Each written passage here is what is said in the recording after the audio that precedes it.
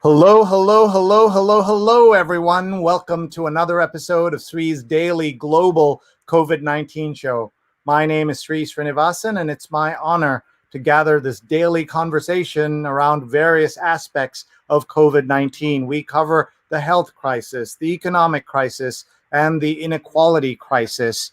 And we've been doing that for 166 straight days, no breaks since the start of the lockdown in New York City. We're coming to you live out of New York on Facebook, on Twitter, on YouTube, and on LinkedIn. I want everybody, including our guest, to go onto Twitter and hit retweet right now so that they can tell their friends and family that we are live right now. So everyone do that. Please share this, and you will meet our guest in just a minute.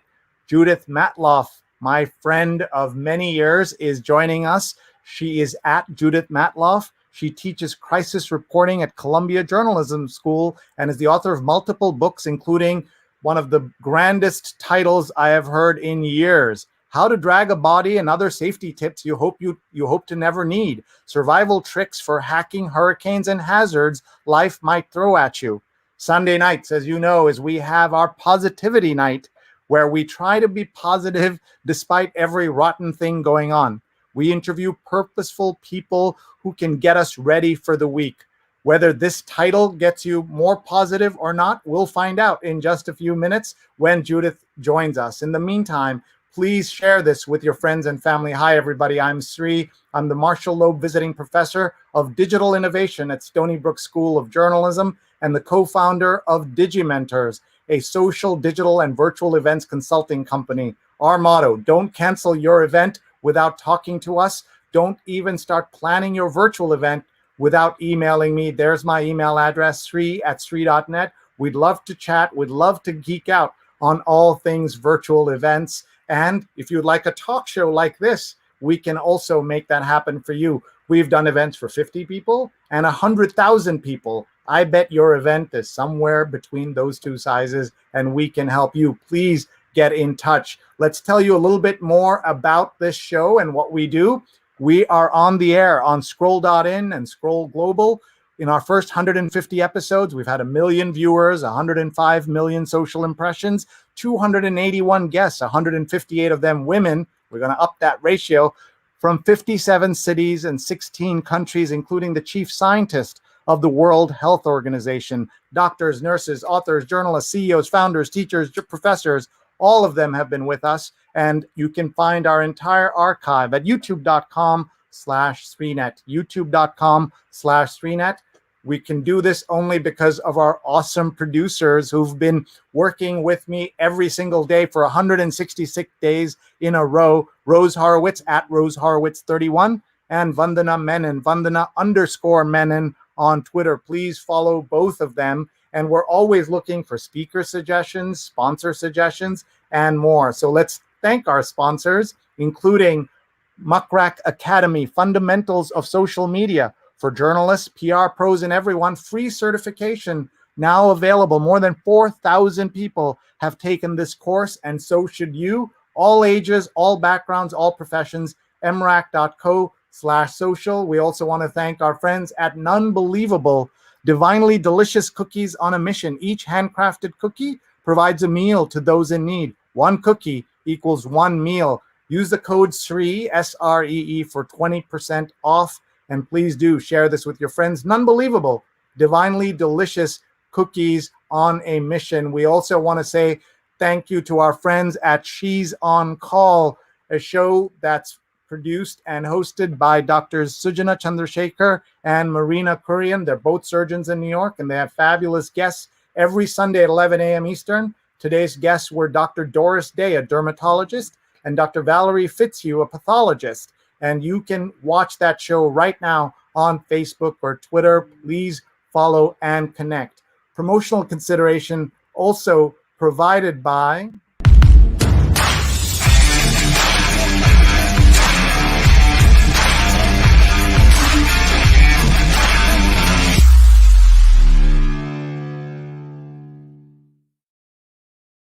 Do check out our sponsors at hotstarusa.com. And finally, we want to welcome a new sponsor. We want to thank Charles Cunnan Carroll and his book, The Inventor in You, a step-by-step guide to your first invention, by Charles Cunnan Carroll, developer of more than 80 patents.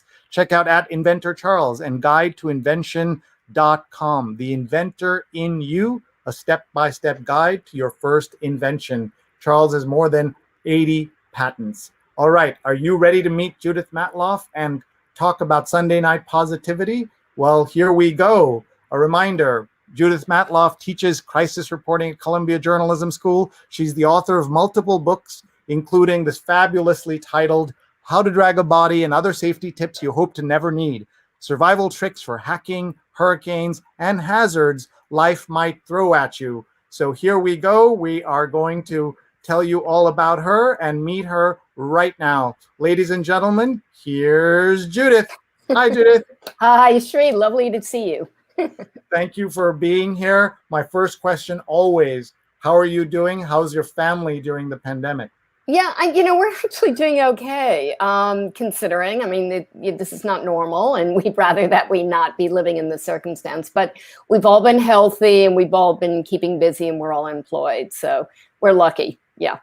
And that's a good combination. Tell us about the way you were able to handle it. Is it because living in New York, you were here through the first wave, and is it easier now? Talk about that a little bit. Yeah, I mean, it's definitely easier now. Oddly enough, the fact that I deal with crises all the time professionally, I think prepared me in a way to deal with what is now a long haul. During much of my career, I was doing war reporting, and when you're in a war situation, it just goes on and on and on, and there's a lot of uncertainty, and there's a lot of anxiety, and people are dying. And so you get mentally prepared to just live by the moment day by day, to not plan too much into the future, and to try to maintain your reserves of positivity, as it were, and keep up your physical strength as well as your emotional strength, and to not get too tied up with the what ifs, because really we can't control the situation. So a lot of it is just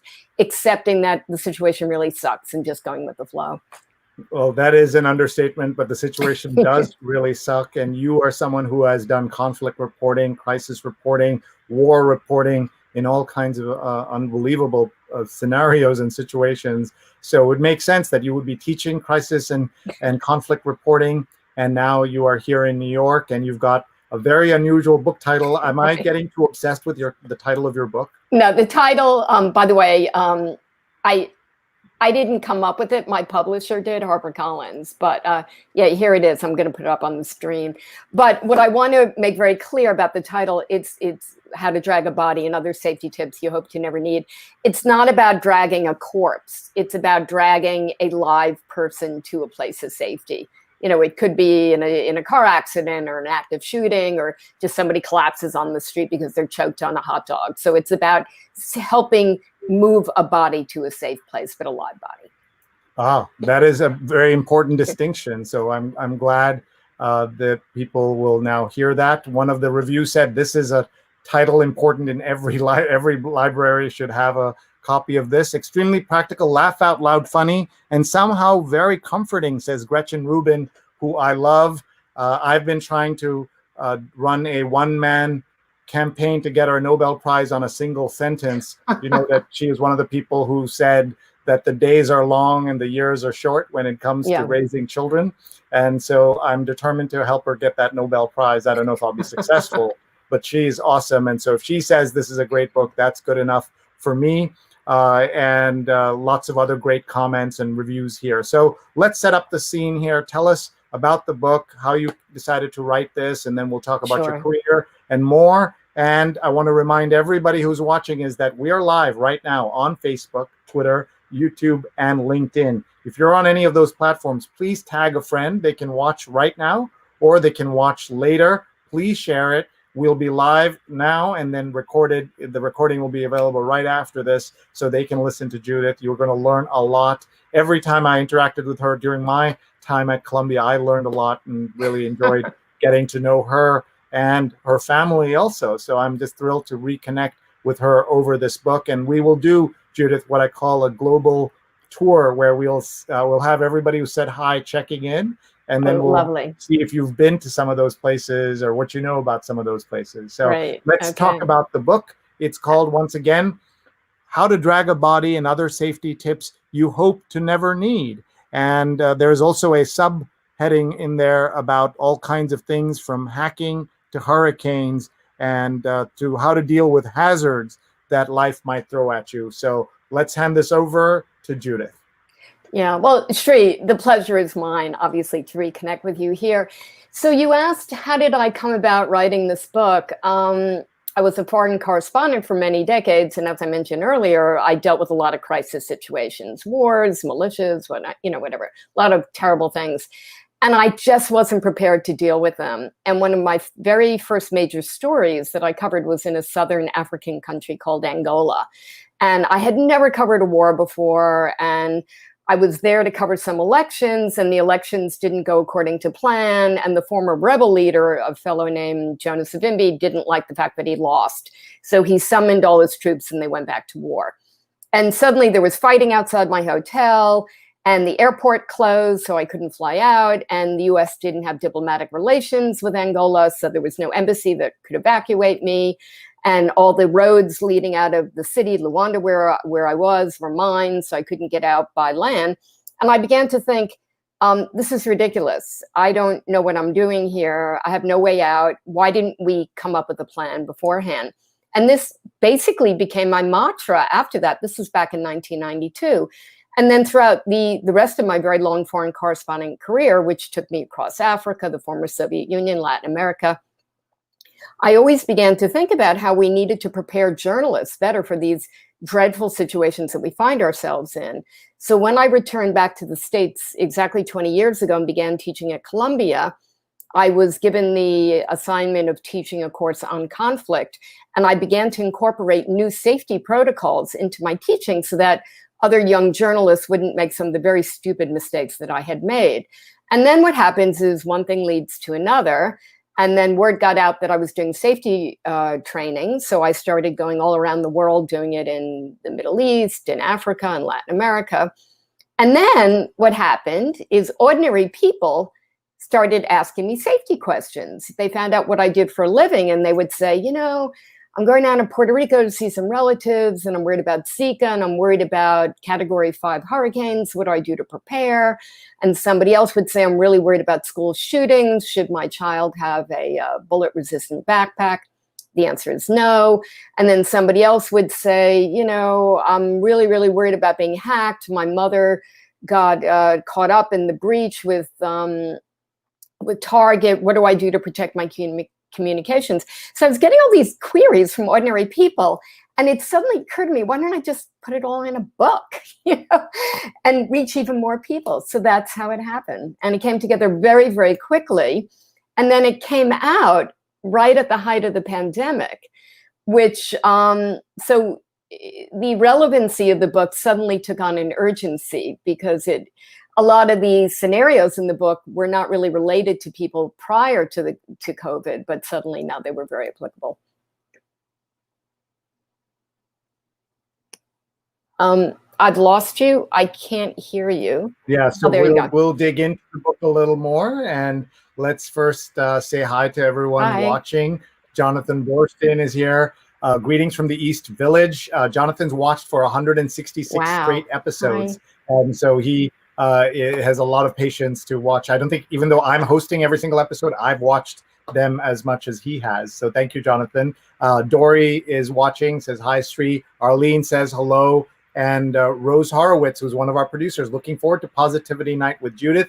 This is Rose Horowitz 31 from Connecticut. I'll be tweeting live, and the hashtag is #COVID19 call. Everybody, please follow Rose and Vandana Menon, Vandana_Menon. Charles Carroll's watching. The inventor is watching with us, watching from North Caldwell. Hi, thank you for watching. Roman is here and says, tuning in from Santo Domingo in the Dominican Republic. Have you been to the DR? I have indeed. Yeah. Give us a memory from there. Give us some beautiful memories from there. I had a phenomenal time. Yeah. Nice. Let's see. Vandana says, get the book here, judithmatloff.com/ how to drag a body. So you can just go to Judith Matloff. Look at her. She's doing the marketing thing. Hold it up. No, let's hold it Okay, up. there you go. There you go. There you go. You can also get it on Amazon.com and Barnes & Noble, I know, or you can download an electronic copy if you don't want a physical one. There are many What kind of reader are you? Are you I don't like reader, I'm not an e-reader, because what I like to do is flip to the end and then flip back, and that's hard to do e-wise. But I travel. I used to travel a lot. These days I don't really go any further than my house. But in the old days when I would travel, my last book, I had to travel 72,000 miles to research the book. I always had my Kindle loaded up because it didn't weigh anything. Yeah. And let's see here. Who else is? So many people are checking in. Brian Schulman says, looking good. Have a great show tonight. Thank you. And Arlene is starting at Columbia this fall. So she says, looking forward to seeing you at Columbia. And she's out in Inwood, which very close. And Samir is watching from Mumbai. Have you been? I have been to Mumbai. It was 1974. So it was probably before Samir was born.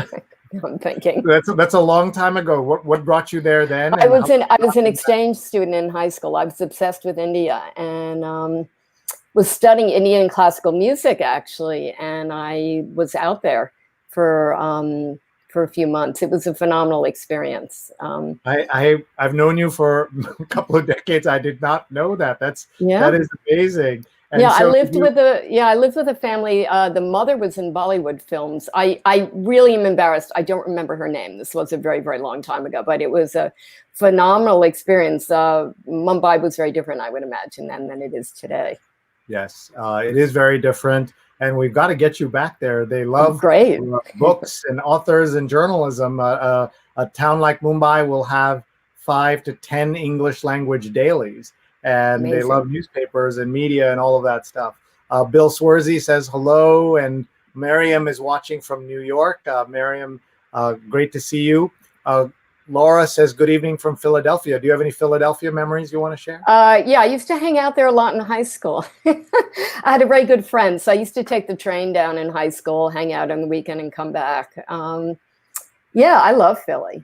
Beautiful, beautiful city. Yeah. So I'm trying to calculate between going to India for several months, hanging out in Philly. How long was this high school career exactly? This high school career was like 40 years. I'm still in high school. And that's great. Stefan's watching from Ramsey, New Jersey. Sunday Positivity, the best setup for the week ahead. And Stefan hosts his own show, which everyone should check out on Saturday mornings at 10 a.m. He talks about social media and photography. He's a former New York Times photo editor with more than 20 years he was there. And let's see, Arlene just just ordered the book from Jeff Bezos, she says. I was trying to figure out what she was saying, but I know Arlene, so I figured out her humor right there. And he gets the profits, I don't. Yeah, exactly. Damon Brown says, great to see you. Thank you, Damon, and we'd love to have you on the show. He's a keynote speaker, best-selling author himself, and just a terrific guy. Allison Gilbert and I have been talking about having her on our show. Great topic, having covered 9/11 and so many other historic and tragic events. Allison has written extensively about death and dying, and we're plotting an episode together. Sonali's watching from Maryland. Nikhil is watching from Lucknow in India. I had never been to Lucknow till this January, and then it was soon after we got all shut down, of course. Facebook user Waves. And a question, Judith, you have dealt with a lot of challenges in your experiences. Very useful to everyone. Thank you. So that's great. My mom's watching from Kerala. Did you make it? Hi, Mom. I've never been to Kerala, but hi, Mom. Okay. You have a great son. You did a great job. Thank you. Thank you. And Jonathan says Damon's a great guy. So this is that conversation we have here. So let's dive into the book a little bit if we can. I'm going to pull this up here, and you're going to tell us a little more. I'm going to click in, and just for everybody who just tuned in, the book is called How to Drag a Body and Other Safety Tips You Hope to Never Need. Survival tips for hacking, hurricanes, and hazards life might throw at you. And this is all about her kind of 30 years of experience in crisis zones and being a pioneering safety consultant. And so she has shared some of those tips. So can we get, we want everybody to get the book themselves, but give us some so that people can understand what the book is about. I do want to read a quote from one of my favorite interviews I've ever done here. And the writer Sebastian Junger, Oh, yeah. Matloff has turned decades of experience in war zones and disasters into a brilliantly practical guide for how to stay safe and help others when things go wrong. If you're going to read one book to prepare for the unthinkable, read this one. And in many ways, we are, of course, thinking about the unthinkable every day. We're living through the unthinkable. So talk to us about the book, and how does it connect to everything that we're experiencing now? Right. Well, the main philosophy of the book, which is the philosophy of the training I've been doing for 20, 25 years, is if you plan for the worst case scenario, you actually feel calmer. You won't spin around with a lot of anxiety. So if you can allow yourself mentally to go to the worst place imaginable, think about what could be the worst thing that could happen. And then think about, is that really likely to happen? And whether or not it's likely, come up with a plan. Think about how you would mitigate that worst case scenario if it did happen, or how you would prevent it. And while this may sound counterintuitive, contemplating a really, really serious situation actually gives you an enormous sense of calm and control and confidence, because you've already thought it through. So then, if God forbid it actually happens, you have a plan. And I'll give you two examples of how this at least related to myself and my family with COVID. For me, with COVID, the worst thing that could happen, my husband and I are in our 60s. We have a teenage son. The worst thing that we would think of would be that we would get sick and go into hospital, and suddenly our 19-year-old son would be on his own, and he wouldn't be able to visit us in hospital, and he basically would be in charge of the house. So backtracking from that worst case scenario, we updated our wills. We put all our important financial and other documents together in one place. We showed him where it was. We made sure he knew how to get hold of the executor of the will. My sister was dispatched to stand in for us. So we had a whole line of communication, and we had everything in order. Fortunately, it hasn't happened so far, but if it does, I do have a measure of calm that things will be okay because we've already set it up. Another thing that we did unwittingly before the pandemic struck is we live in New York City, which was for a long time, as you know, the global epicenter. When the pandemic first hit New York, my husband was on a business trip in Europe. Our son was in college in California, and I was upstate at a writer's fellowship residency.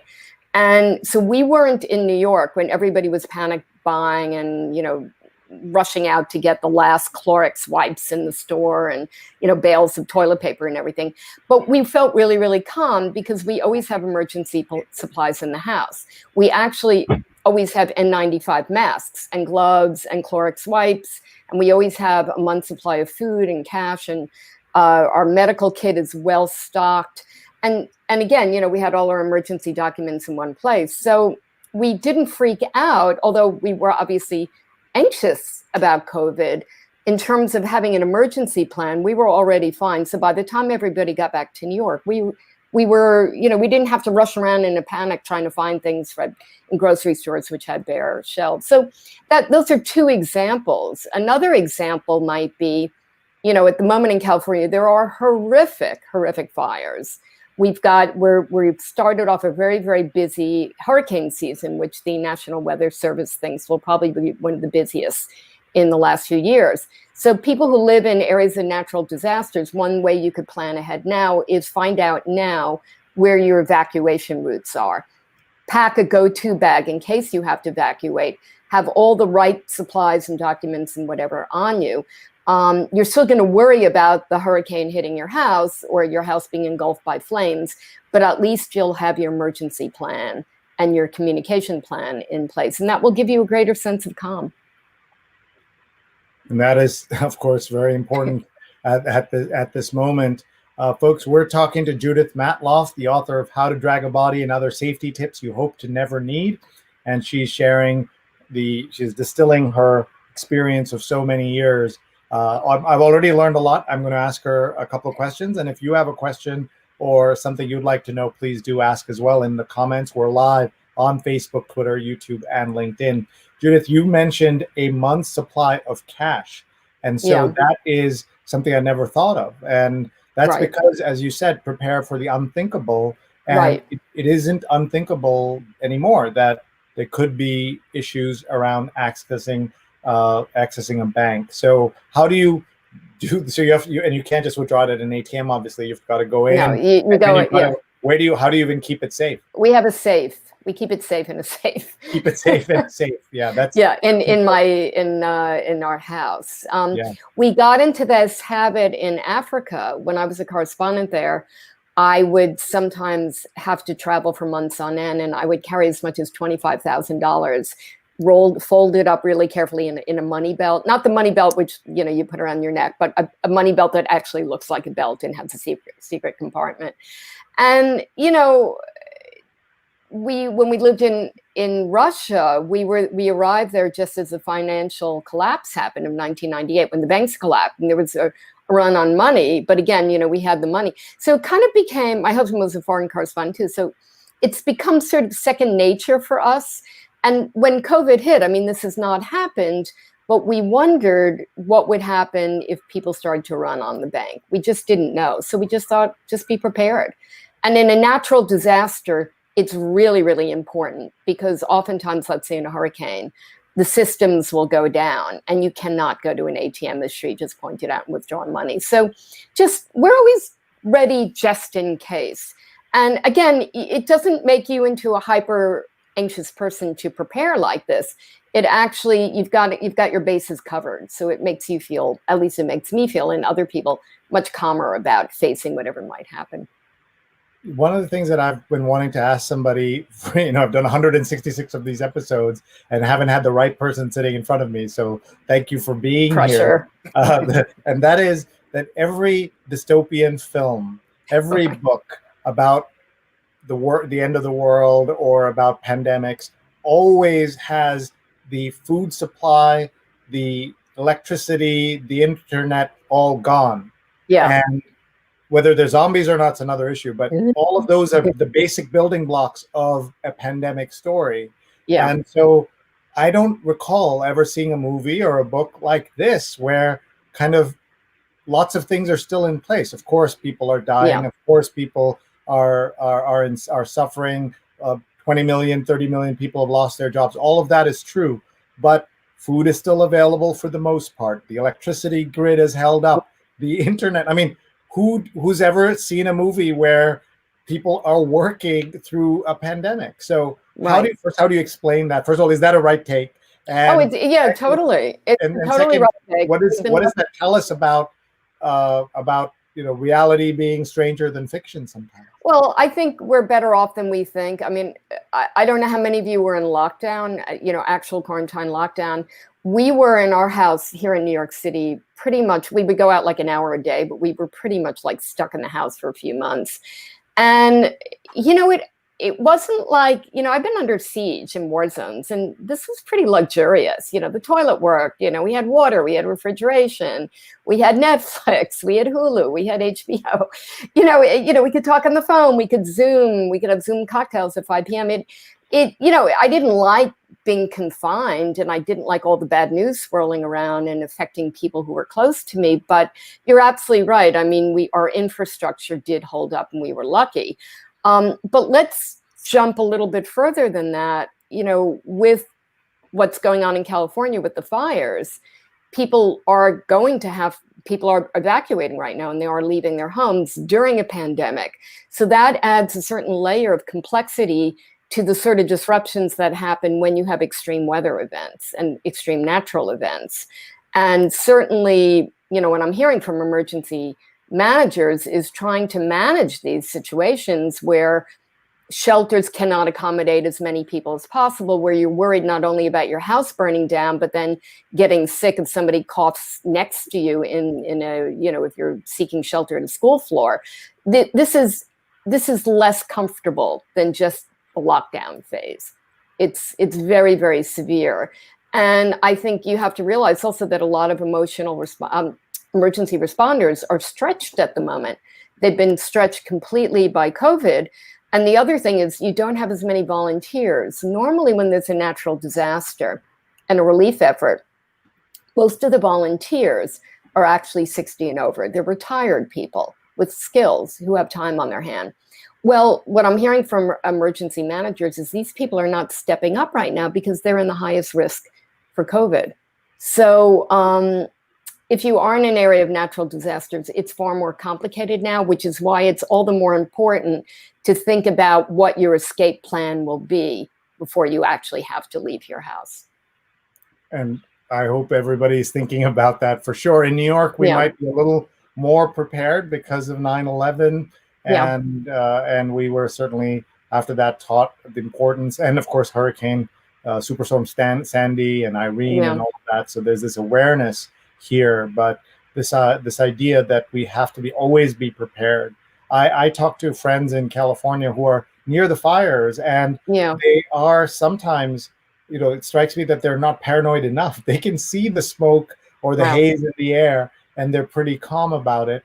As you know, the fires can jump anytime. Just because they've never jumped before doesn't mean it won't happen now. Right. Tell us about some of the other scenarios in the book. The title is How to Drag a Body. It is not about cadavers or dead people or corpses, as she says. It's about getting people out of harm's way, because that's one of the things you need to do in a war zone or in a car, right? You have to take them out of where the bombs might be falling, taking them into a shell, into a building. Talk about that, and how can you train somebody to do any of this, given that the circumstances are all different? And do you have some kind of warning label on this as well? Yeah, well, don't sue me if your body has to be dragged and the wrong person drags it. The training that I do with media people is we do a lot of emergency first aid. And I think it behooves pretty much every citizen anywhere in the country to try to get emergency first aid training. If you know how to staunch bleeding, you can save lives in situations that you don't expect. Just to give you an example, the Boston Marathon bombing several years back, lives were saved because the bystanders who were at the scene were able to get to the wounded and put on tourniquets and apply pressure before the emergency responders could arrive. And the same thing happened at that awful massacre in Las Vegas. Obviously, the medics aren't going to be able to get on the scene immediately, and people can bleed out in minutes. So if you have that skill, or let's say there's a shooting at your child's school, whatever, if you know how to apply pressure, be it a tourniquet or just applying external pressure in another way, you can save lives. And there's a national movement called Stop the Bleed, which provides free training in staunching bleeding. And I really recommend everybody gets that. And I think it gives you so much more confidence when you go into a situation. If you see somebody, lying, let's say in a car crash, as Sree mentioned, if you know how to extract that person from that car and move them away from incoming traffic, you're going to calm both the victim as well as the other people around you. And just to give you an example, a friend of mine who's a very, very experienced correspondent who used to work for the LA Times and Newsday, whatever, she was walking down the street one day outside Macy's, and a woman was choking. The piece of hot dog had gotten stuck in her throat. And everybody was like in a tizzy, like, oh my God, somebody do something. So my friend knew what to do. So she said, everybody calm down, it's under control. She got the woman, she put her in a Heimlich, the hot dog popped out. And, my friend not only saved this person's life because the medics couldn't come right away, but she calmed down about 40 people who were running around screaming, somebody do something. So I just think emergency first aid is a very good skill to have. And, you need to refresh it once a year, but a 4-hour course can teach you a lot and make you feel calmer when you're in a situation. I know that, and I've experienced this firsthand. I was at dinner with some friends at an event, and somebody across the table, we're all laughing, and I noticed she was choking, and I couldn't step in because I didn't know the Heimlich, or she was actually also very tall. And so it turns out you need to be taller than the person to apply properly. And so she walked out like kind of choking, but I kind of followed her out. And a man and a woman on their first date, the man got up, who was bigger than her, and was able to do the Heimlich and saved her life. Wow. And that goes back to some paranoia that I have from someone I know choked to death while eating dinner in front of her spouse. And I've always been kind of paranoid about that. So sometimes hearing these things can put kind of a line through your life, and then you are super aware. And so I credit, the person who died, of course, tragedy that she died, but that story saved this other person's life 15, 20 years later. And Wow. that tells you something about the importance of these stories and knowing about them. So I certainly appreciate what you're talking about. We have comments coming in, including from Jonathan, who says, it's odd, but I keep about 6 weeks worth of cash. So he knows. Well, there you go, Jonathan. All power to you. Rose says, can you tell us about the most dangerous situation in your reporting career? What publication did you write? There were so many. What genre do you want? You want the almost raped? Do you want the death threat? Do you want the shooting, being caught by a sniper? Do you want walking on a landmine, on some smoking shells that had just been blown up in an ammunition dump? There've been a lot. There are a lot. And every one of these was cascading for me in terms of convincing me that we really needed to be prepared for situations that we didn't expect. Because you have to remember, when I started reporting, this is like back in the Jurassic time, like the 1980s, we didn't have safety protocols. Like you got a phone call at 3 a.m. and your boss would say something like, hey, there's been a coup in Burundi, get on the first plane. But there was no talk about what you do when you get there. You just kind of made it up as you went along. And nobody really knew what they were doing. We're all just making it up as we went along. And again, we live in a very, very volatile world right now where things happen. You get pandemics, you get shootings, you get hurricanes, these extreme weather situations which are increasing.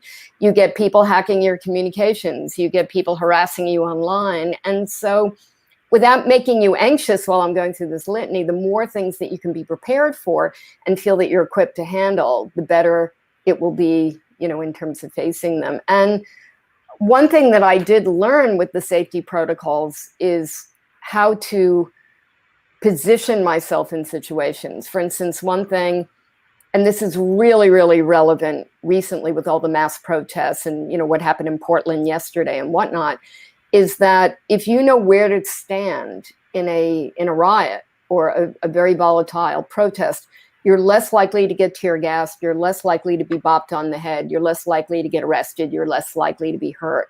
So even something as simple as where do you stand in a protest which hasn't yet gotten violent, if you're thinking about the possibility that it might, you'll be in a good position in case it actually happens.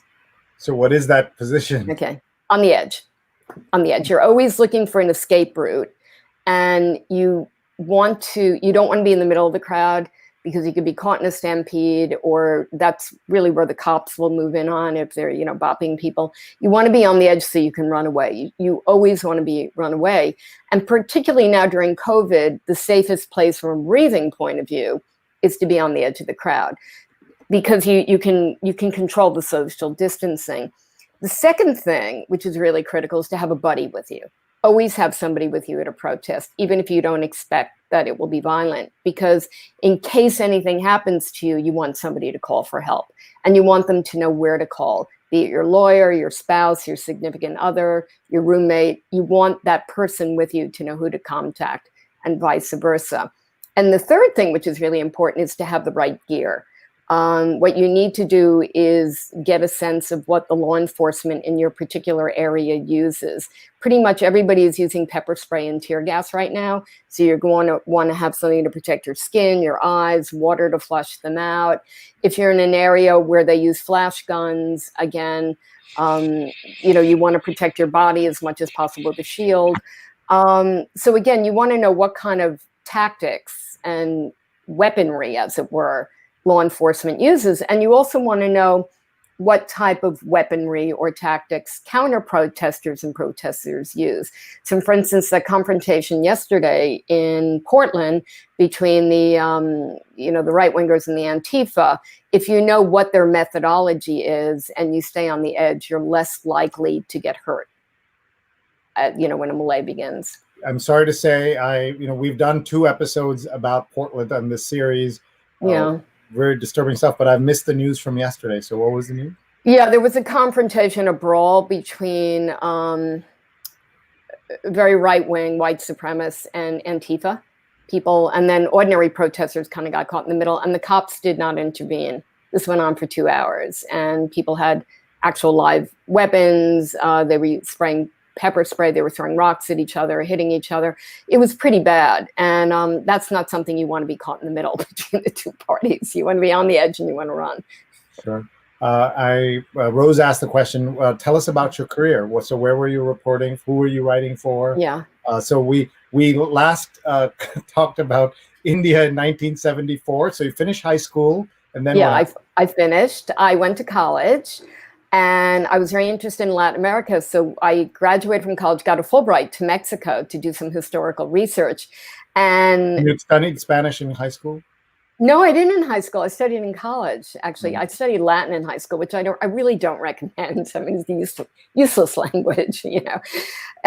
So I'm sure there are folks who disagree. Yeah, no, I know they will, and you know, we're all. But it didn't help me in my career. Let's put it that way. No, it's a very useful thing for learning the structure of language, but it's not very useful if you want to be a foreign correspondent in Mexico. So I moved to Mexico, and this was 1981. And the wars were going on in Central America and Mexico. There was a lot going on. And I just thought current history is a lot more interesting than past. So I started freelancing. The next thing I knew, I got hired by Reuters. They hired me because I spoke fluent Spanish and Portuguese. And then they said, you're an expert on Latin America. And then they never sent me to Latin America. They sent me across to Europe. They sent me to Africa. Then when I was in Africa, I got hired by the Christian Science Monitor to be their bureau chief in Africa. Then they sent me to Moscow to be the bureau chief in the former Soviet Union. Then I came back, I got married, I was starting up a family, so I moved back to the States and have pretty much been teaching and writing since. So that's my storied career. Let's talk about your books. This is your fourth. Yeah. Your first is Fragments of a Forgotten War. And then Homegirl and No Friends But the Mountains. Walk us through each, please. Okay. The first book was about Angola, which I've started out this talking about, when Angola slipped back into civil war. And Angola used to be a proxy war for the Soviet Union and the United States. Then the Berlin Wall collapsed, Soviet Union collapsed, but it still was a very troubled country. And so those ill-fated elections that I mentioned pushed the country back into war. And I was there during a very critical time. And because I spoke Portuguese, for a long period of time, I was the only Western correspondent stationed there. So it became a very important story to me. And I found it very troubling that the international community really couldn't stop this. The peacekeeping was a failure. So that's what that book was about. Obviously not a bestseller. And then my second book was when I moved back to the States. The whole idea of moving back to the States was to be closer to my family, who I'd been separated from, being a foreign correspondent for 2 decades. And I just wanted a nice little quiet home. But my husband and I didn't have a lot of money. So we bought an abandoned building, which we thought was a former crack house. But what we didn't realize was that the street was run by a drug gang, and the cops used to call it ground zero for the cocaine wholesale trade. Our street was like NYMEX. There were all these guys on the street, selling coke and whatnot. It was a gang that ran it. And the crack addicts that used to live in our building, most of the street was abandoned. They had moved into another abandoned building, and they felt they had proprietary rights to our building. And that's chapter 2. And but it all worked out in the end. We did up this building, and we really became part of the street, and were able to make peace with the various characters and whatnot. And it was a really illuminating experience to come back to the States after 20 years and go through that. So that was book 2. Book 3. No Friends in the Mountains. One thing that I noticed when I was a foreign correspondent is that there was a disproportionate number of very pernicious, longstanding conflicts in mountain areas. And so this book set out to find out why and see if there were any commonalities between these various conflicts. So it was Colombia, Kashmir, Mexico, various parts of Mexico like Chiapas, the Baltics, the Basque Country. These are just some examples of some of the places that were covered in the book. And that took me 8 years to research. I went to 5 major mountain ranges, and I traveled 72,000 miles for that. So by the time that was done, I didn't feel like traveling a lot for a while. And the genesis of that book is really interesting because it wasn't my idea.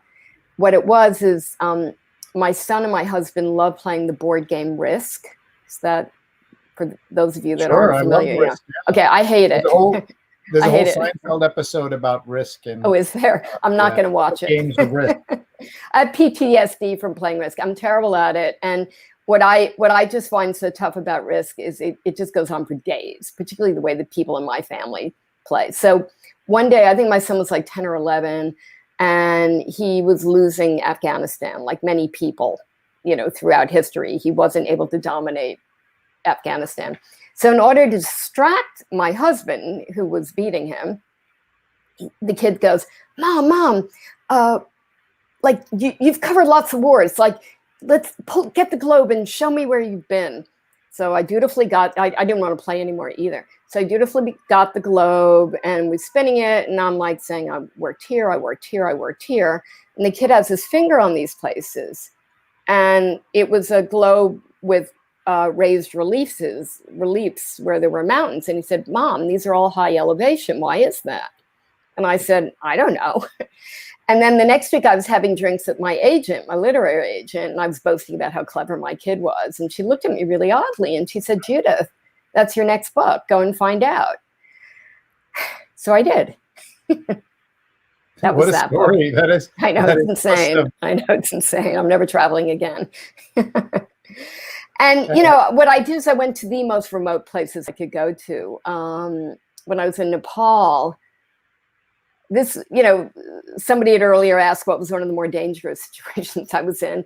I think Nepal might have been one of them, but not because people were shooting. I was walking on a very, very narrow precipice on a sheer drop of 300 feet into a roaring river in the middle of the Himalayas. A very, very remote area. It wasn't on the trekking routes that, all these trekkers and mountain climbers go on. No, it wasn't on that. And I had real stomach issues, as one oftentimes does when one travels.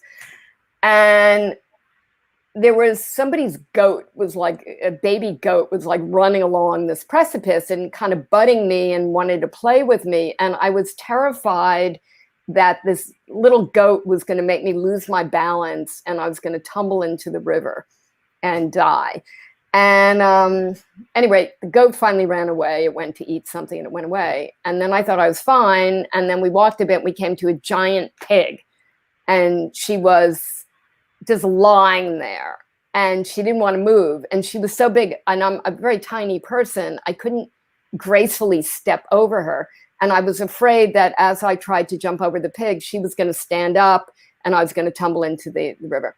So that was kind of uncomfortable, but I made it alive.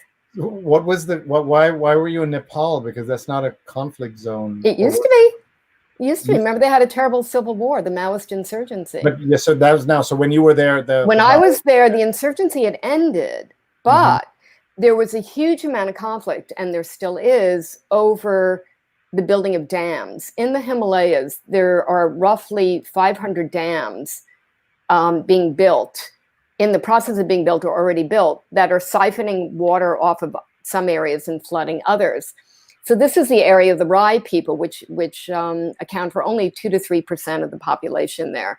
But they were actually forming the backbone of a lot of the Maoist insurgency. So these are people who are very, very comfortable with wielding Gurkha knives. There's also, they're a big part of the Gurkha forces also. They're known for their hardiness and for their willingness to fight and their bravery.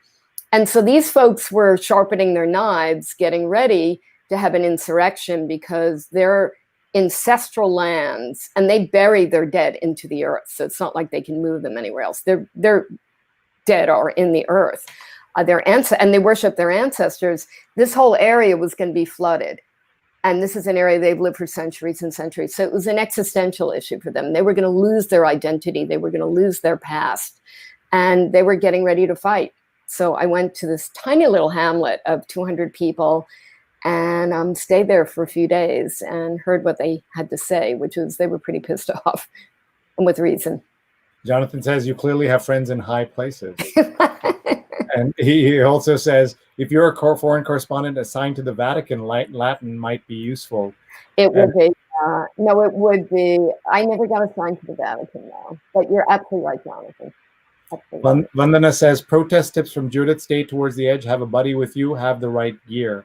So that's great advice. Tell us more about the Maoists, please. What happened? Well, eventually they came to an agreement with the government, not the Rye people. That was, later.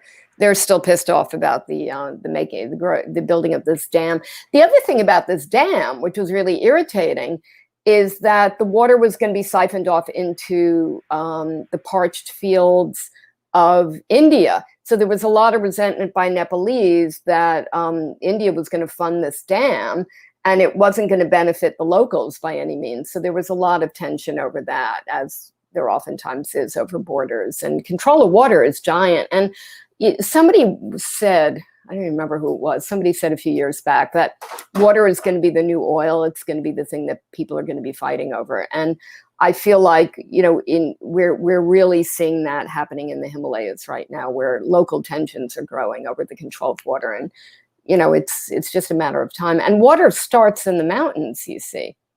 That's where it starts.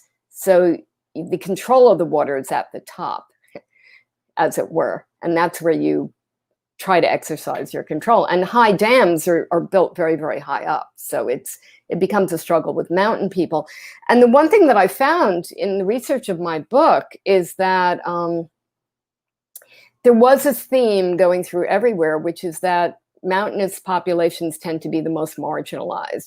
It's the last place where roads are built and schools are built and clinics are built. And it's usually where quite impoverished minorities and indigenous people live. So these are people without political power. They're very far from the center. So there's a sense of real resentment when then people come from outside and try to take control of their resources.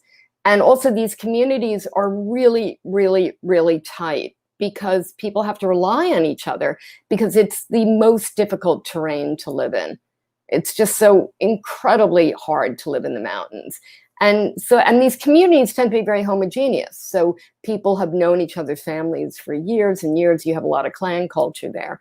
And so that, creates a fertile ground for conflict when it happens. And the thing is, historically, if you look at military history, no conventional invading army has ever been able to subjugate and defeat a mountain irregular population.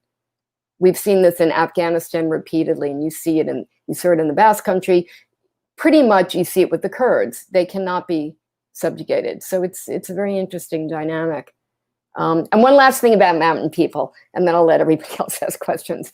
The other thing which I found out, which I thought was absolutely fascinating, was there was an organization called the World Mountain Peoples Association. Now, you don't have the World Swamp Peoples Association. You don't have the World Coastal Peoples Association, but you do with mountains. And I remember meeting a man from the Pyrenees, and he was with a fellow from the Otavalo people in Ecuador. And they were hugging each other, and they said, we're like brothers. We understand each other because there's a commonality to our way of life and the way our societies are structured vis-a-vis the center and the periphery. And I just thought that was fascinating, that there really is this commonality that people in these diverse mountain ranges across the world feel. And they have these conferences every now and again. They'll meet on somebody's mountaintop and eat each other's yogurt, and they'll introduce each other to their music and their dances. And it's very, very powerful to see this. It's quite interesting. I recommend that you go to one if you can, if you live on a mountain. I've lost you, Sree. I grew up for a couple of years in Bhutan. Oh, really? And it's a beautiful mountain country, and the people are very friendly and very, their lives are so difficult on a day-to-day basis. So they're very appreciative of anything that anything like every day is a gift, and for many of them. I can't generalize, of course. We just have a couple of minutes left with you. Okay. Let's talk a little bit about safety tips for women as they work around the world in journalism. What are the things you advise these days? I mean, not these days because people aren't traveling much and it's mostly around Corona, but in a war zone, or if you're going into an area of conflict, what advice do you give young women, old women, any women? Well, I think it's really important to have a communication plan where somebody always knows where you are. Try not to travel alone. And that's true for men too. I think if you're working in a turbulent area, you need somebody to watch your back like you would in a volatile protest. I think it's also really, really important to trust your instinct and to know that it's your right to assertively say to somebody, I don't feel good about this situation. I want to get out, or I don't like what you're doing. Please stop. And I think, particularly women, we're conditioned in all cultures to please. We don't want to seem pushy. We don't want to upset people. We're conciliatory. We're conciliators.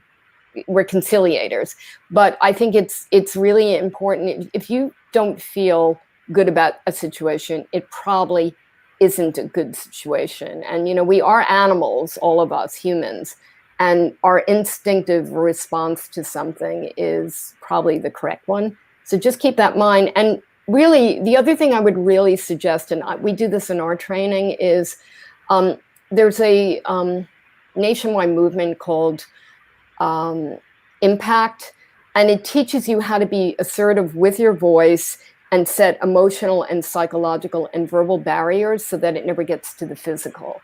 And it also teaches you some very basic moves to get somebody off you and to break a chokehold. And when we teach, we only do it for 6 hours. But again, this training has given myself and so many other women a better sense that we can handle a situation before it gets out of control. So you want to try to de-escalate something very early on, and oftentimes your voice is the most effective way to do it. Thank you for those tips. And you've been in the former Soviet Union, and you have covered that country. I don't know if you ever got a chance to interview Putin, but I was there when he was sworn in, and it was fascinating.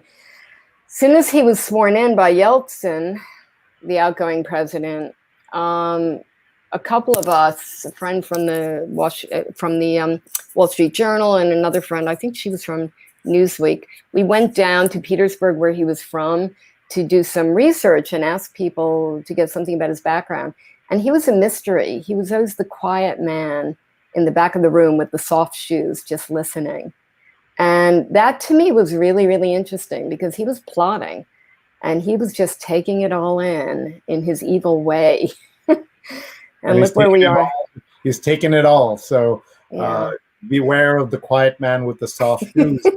What should we watch for in the next 70 days in terms of understanding? A lot of people are skeptical, that Russia would do anything. But if you can explain the kind of that Russian mindset, that chaos in America is good for Russia. It's a zero-sum game. Oh, totally. In the minds of people like Putin and others. Yeah, I mean, we saw this with the last election. Anything they can do to manipulate social media, they will do. They have a very, very, very sophisticated intelligence service and propaganda service, and it's in their interest that Trump stays in power. So whether or not he's complicit or not, they will do their very best to keep him in power. They do not want Biden in power. And so I think in terms of what your social media consumption, that's the one thing you can do as an individual. Just be very careful about what you see and fact check the information, and I would say don't rely on social media as your main source of information. Go to the primary sources and go to reliable news sources such as the Washington Post or the New York Times. But be very, very careful about what you're consuming, because there will be a gigantic amount of disinformation that's going to be going out from now to November.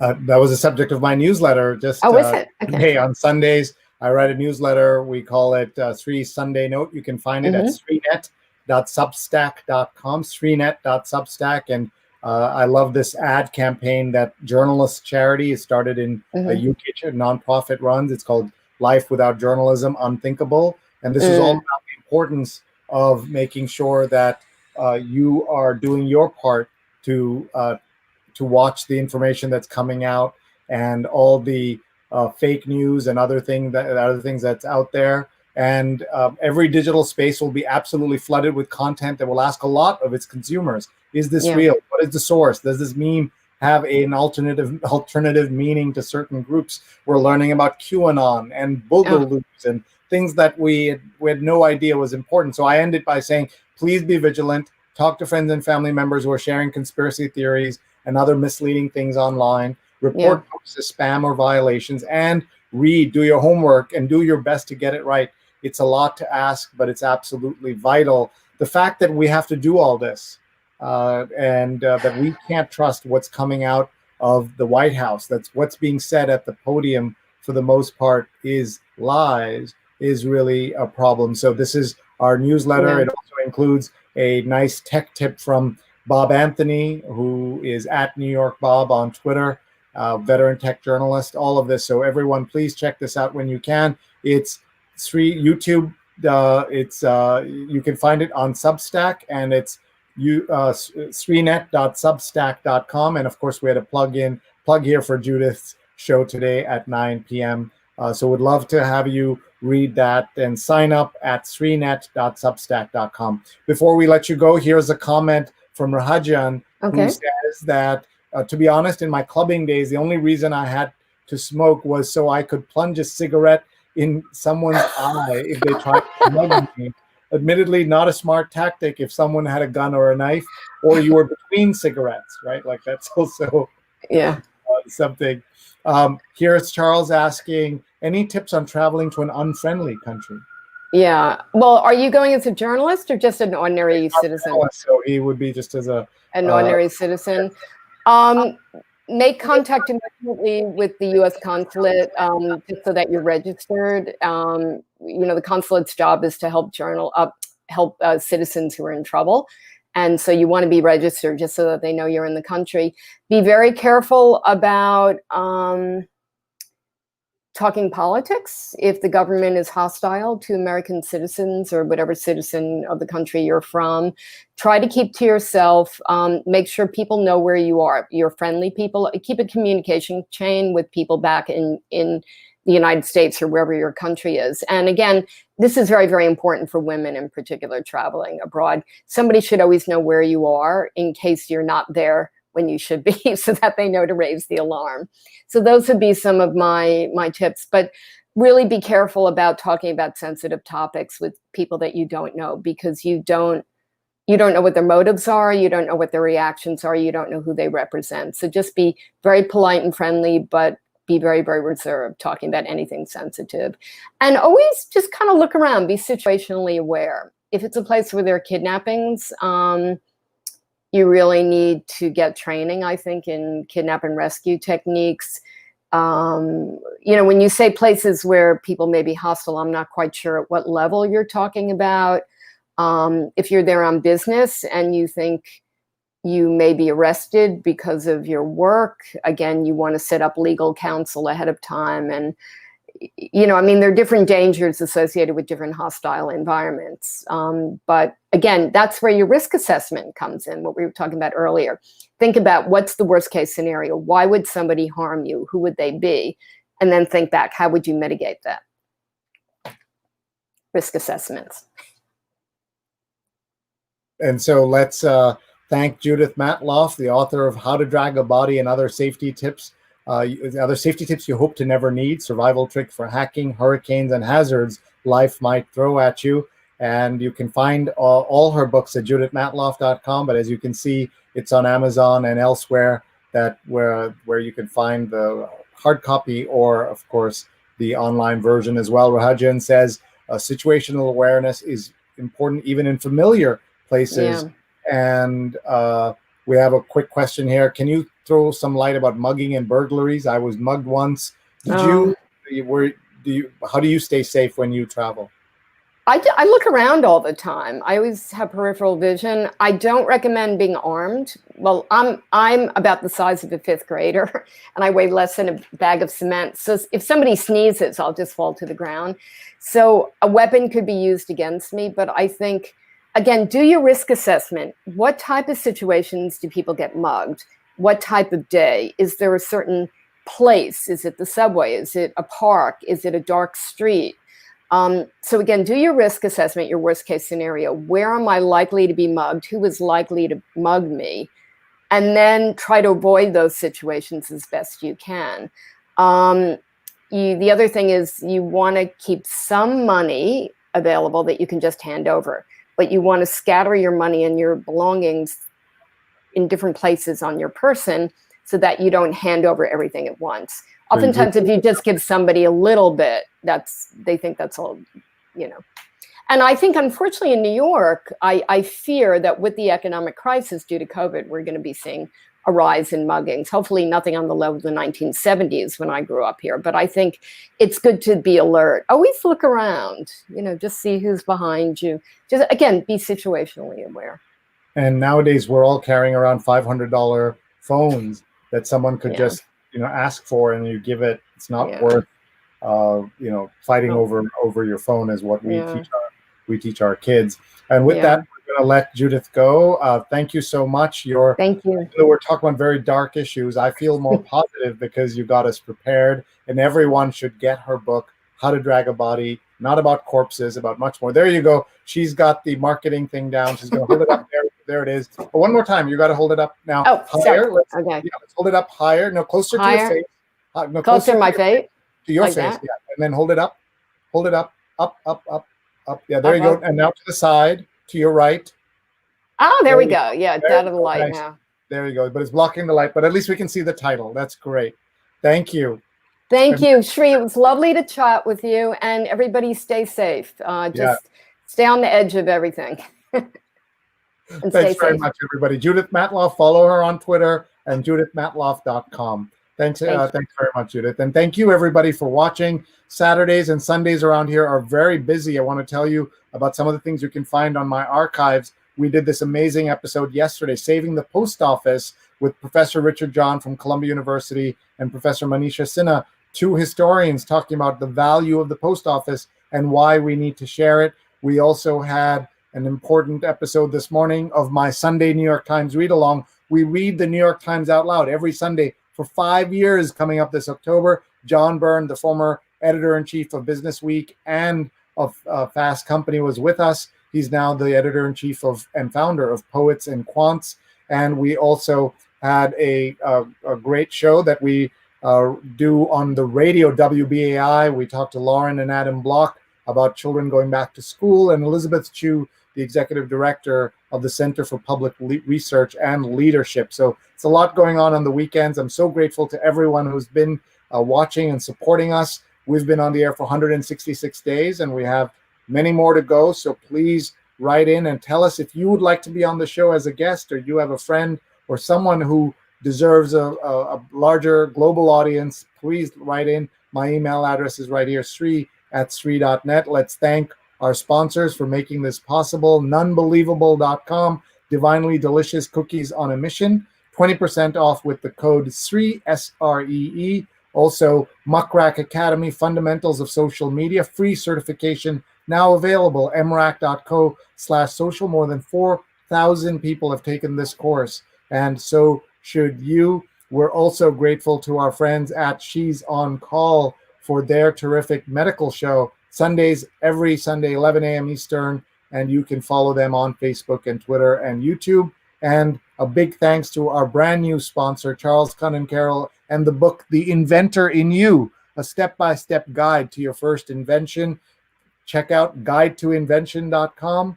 Inventor Charles is his Twitter handle, and you can learn from a man who's developed more than 80 patents, 80. He was a guest on our show a few Saturdays ago, and we learned so much, including how he invented the one-handed vegetable bag. When you go into a grocery store and you pull out that one-handed bag, he invented that, and so many other things, 80 inventions. Thanks very much, everybody. We'll see you again soon. We are live every single day this week at 9 p.m. Eastern Time. Please join us, and please go to youtube.com/SreeNet. Hit that subscribe button. That helps me. It helps you understand when we're live and what we're talking about. And also check out this very easy way for you to track my shows. Please go on, we use your camera right now, and you can get, there's a QR code that gets you an alert when I'm live. It's not a WhatsApp group, but a WhatsApp alert when I'm live. So, or if you don't know how to use all of that, just email me, and we would love to tell you more about how to understand that. And Jonathan says, great show. Rajan says, thank you, Ms. Matloff. And Charles says, feel safe already. Everyone, please stay safe and strong. Thank you once again for another great show, Sree, Rose, and Vandana. And thank you, Sree and Judith. Very useful tips. And with that, I will say goodbye. Thanks very much, everybody.